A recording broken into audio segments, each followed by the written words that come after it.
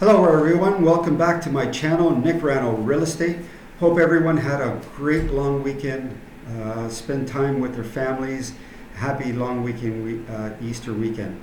So let's just dive right into the real estate market and give you an update on last month's real estate sales stats. So what my subject line said, demand for buyer increases. So the reason I wrote that in there is because what I'm seeing here is a few reasons. I'm going to give you three reasons that I feel that demand for buyer increases. And one of the first reason is this: interest rates are holding, and we're probably going to get an announcement this week from the federal government to probably saying that there's going to be a hold on another further increase. Interest rate increase, which is going to give some confidence to the consumers moving forward for purchases of everything. I mean, and more likely homes and other things, goods and services, whatever else they're thinking about purchasing out there. But interest rates are holding. That's number one. Second thing, inflation. Inflation is coming down.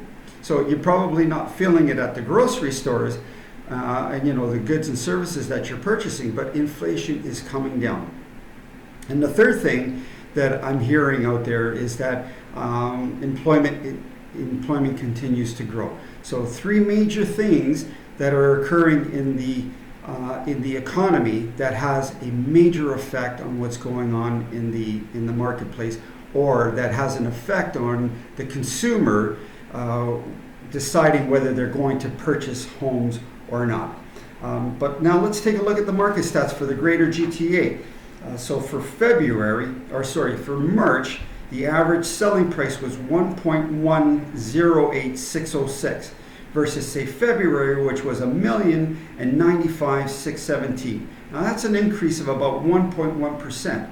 So you can see there was some demand there, and also there was some increase there. So active listings also came up in the month of March, 10,120. That was the active listings available in March versus say February, which was less than that, 9,643. So that was an increase of about 5%. Again, more listings available, but not enough. It's not what we're used to seeing, about 15,000 to 20,000 listings on a normal year-to-year basis. So, not as much to choose from, which I think puts a little bit of pressure on the buyer, but also favors the seller in some instances. Days on the market. How long is it taking to get a home sold? So the month of March, the time to get a home sold actually came down. It was about 19 days to get a home sold, versus February, which was about 33 days to get a home sold. So that's a significant drop of about 73%. So again, you can see that's the demand coming up again. Good for the seller, and obviously the demand is there. So months of inventory slightly came down a little bit. In the month of March, it was 1.47 versus 2 months in February. So again, a slight decrease from the previous month. Again, showing some demand for the buyer. So sales. Well, how many sales took place in the month of March? So 6,896 for March versus 4,783 in February. That's an increase of about 44.7%.